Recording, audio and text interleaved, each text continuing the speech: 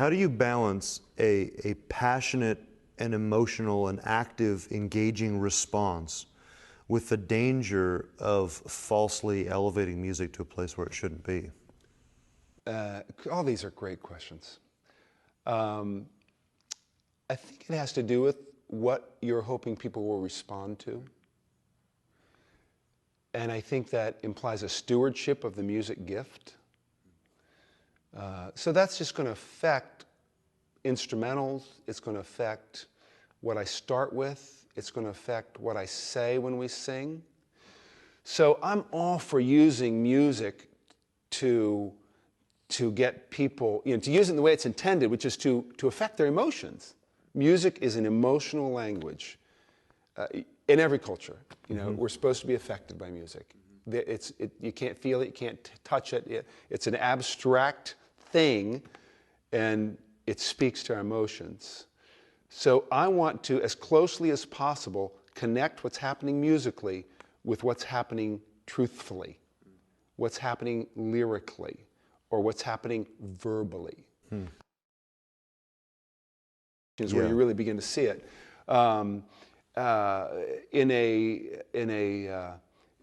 In between a song, sometimes I will shorten a turnaround, an intro, because what you do after chorus to a verse, whatever.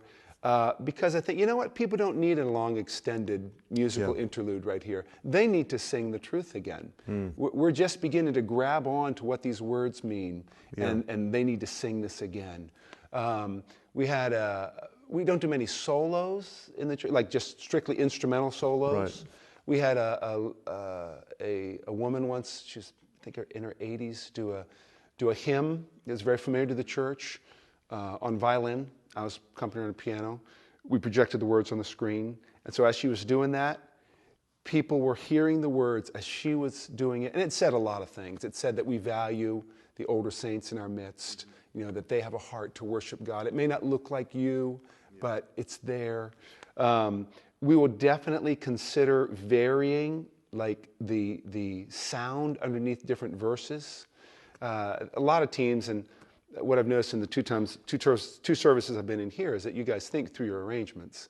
But in a lot of churches, if you're on stage, you're playing.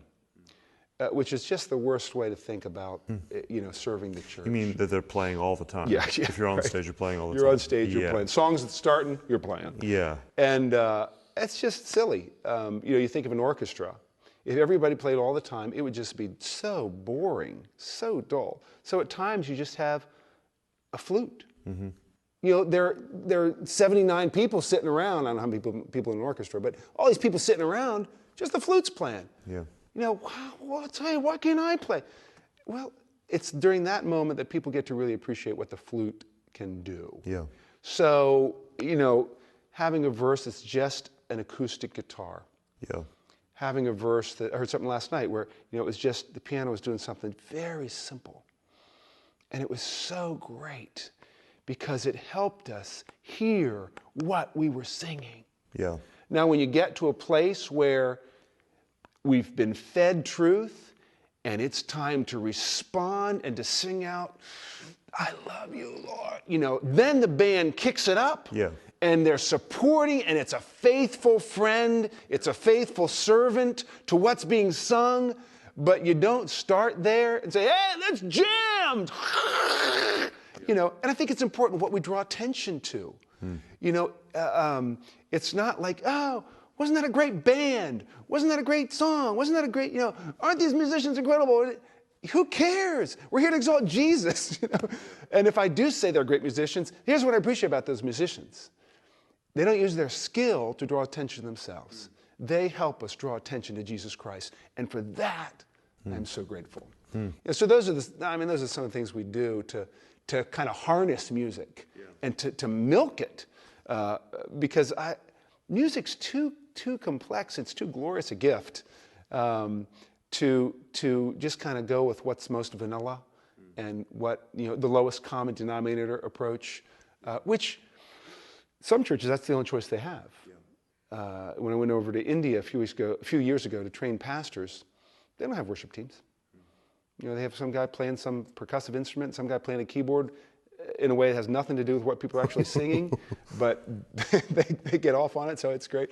So it's just so different. And then it becomes all about the words we're singing, and who we're singing to, why we sing, the emotions in our hearts being connected to what we're singing, those kinds of things. That's great.